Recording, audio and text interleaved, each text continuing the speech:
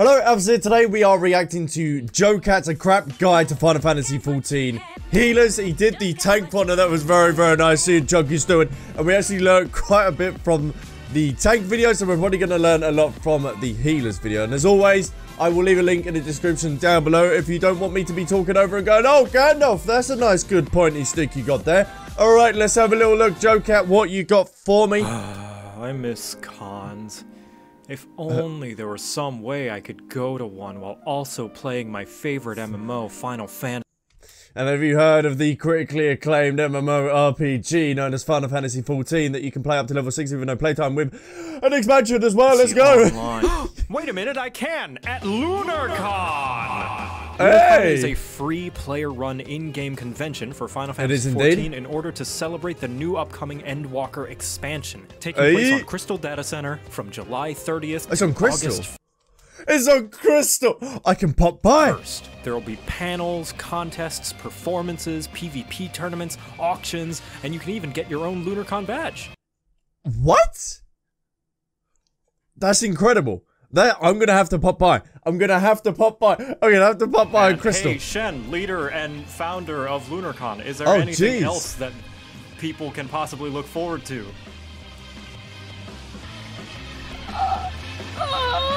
Put me on the spot like that. Good Go God, to no. lunarcon.net to get more information. Hell on things. yeah. No, that's not a joke. What? What did that say? Did that say? That's a joke. No. Information on things. This is meant as a joke and not damn a super serious. Oh, it's the disclaimer for the healer. Because people get fired. I thought you meant Lunarcon then. I was like, no, that thing's serious. I'm definitely going to be going today. I love power and I love feeling Yes, yes. Give me sexy fat start. Here we go. powerful. It strokes my biggly wiggly and forces lesser beings to bow down to my awesome might lest they taste my boot between their gums. Nothing has ever given me the same rush of adrenaline than knowing that everybody has to submit to my whims for their own safety. It makes That my is brain very do the true. goody good chemicals and allows me to feel as though I have control over this truly unfortunate reality that the universe is slowly careening into an eventual heat death and there's nothing anybody can do about it as we are inconsequential specks in this cruel and Oh, thank you for bringing that to reality. Thank you for knowing where I sit. uncaring universe. But none of that matters because look at this, I can pull my party members into a pit that kills. I know you can pull people because I've been pulled out of safety many, many times, but I've never seen it used for evil. I've never seen it used for evil. You better watch out when I become a healer. I find that hilarious. Welcome to A Crap Guide to Final Fantasy. Hell yeah, we love to see. No way, is that the shield as well? That's a or is he just a The greatest paladin? power of all is the power to have control over people's lives, which is why the healer is the most likely party member to have a god complex. Right behind main tanks, That is actually true. mentors, and anybody who's an omnicrafter. You are the most important person in the party, as you, along with the tank, are responsible for keeping the party alive by kissing their boo-boos and slapping the bitch who made the boo-boo. That's right, as a healer, you do have to deal damage as well. Man, called a healer, and healers are supposed to heal, right? Wrong! A healer's job is not necessarily to heal the party, but rather to keep them alive. And yes, there's a difference. What? There's gonna be a lot of downtime between heals, and you bet your afflatus rumpus that you're making the fight take longer than it has to if you're just sitting there twiddling your thumbs. What? Why? No. So not only has the healer got to do damage, they've also got to heal as well. Okay, I commend. Congrats to anyone that's a healer. If you're a healer, leave a healer comment in the comments, and I will congratulate you. I really Waiting will. for your next chance to cast Cure. What do you do when the party's full health? What do you do when the party's full health? Or even halfway up and standing? TPS the bad guys. No, I don't pay your sub.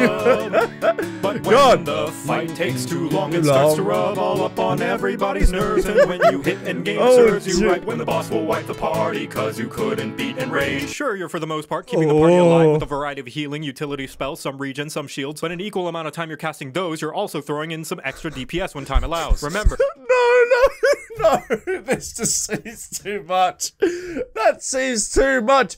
You must be like Bruce Almighty with your fingers in order to keep everyone alive and keeping your spells going. Nah, I'll give that a miss. DPSing is just mitigating future damage. And if you're able to kill the current wave of dungeon mobs before they deplete the tank's HP, which by the way is going to regen to full by the time you reach the next next mob pull anyway. What does it matter how low their HP gets? So yes, DPS when time allows. When does time allow? Well, I know you're scared of independence and thinking by yourself, but that's going to be a balancing act you'll have to figure out. However, my rule of thumb is the minimum amount of HP a party member has to be at is 1. But if that's too scary-wary for your weedle fingies, ask yourself, will the enemy's next attack make your party member fall on their ass? If yes, heal so that it doesn't. If no, time to become a glare mage, mother. Just staring at him like, I can hear you, boy. Oh, jeez. Timing is perfection, boy. Fucker, as long as they're alive and you're clearing the content, you're doing your job right. There is one caveat to doing your job right, and that's that everybody will hate you for it. Literally. By healing, you start to generate a lot of aggro from the bad guys. So if you ever decide to heal before mob pulls in dungeons, it's important to stick close to the tank like an ERPer sticks to Vieira's wearing 2B.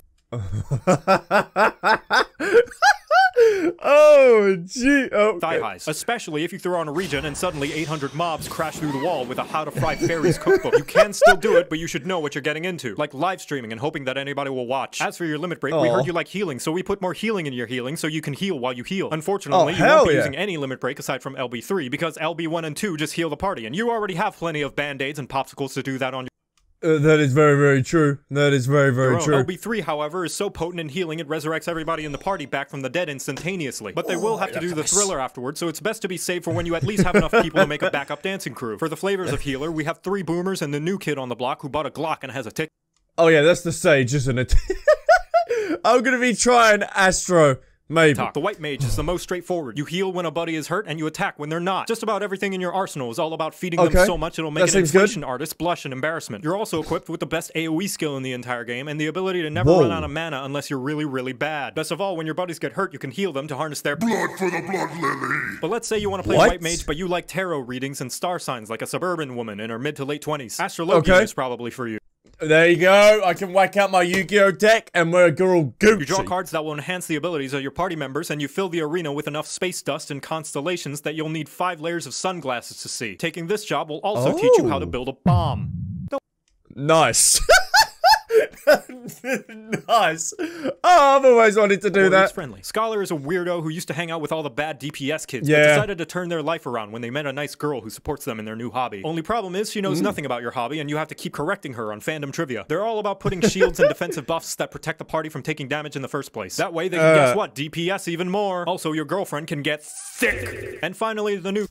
Really? Wow, I might have to try Scholar out. Kid on the block, the Sage. A scholar who decided to stop being nice and pick up a gun. That shoots lasers! Like Scholar, they also put shields and protective buffs on their party members so they can spend more time shooting lasers! How do they do this? After seeing Alphino change to the job, my guess is the Nullists are liquefied carbuncles. Rest in peace, Carby. And now you know how to play healer. That's not actually far off. Imagine. And thank you, Jocat, so much for that. I always love seeing these. They're really, really awesome. And we actually do learn stuff.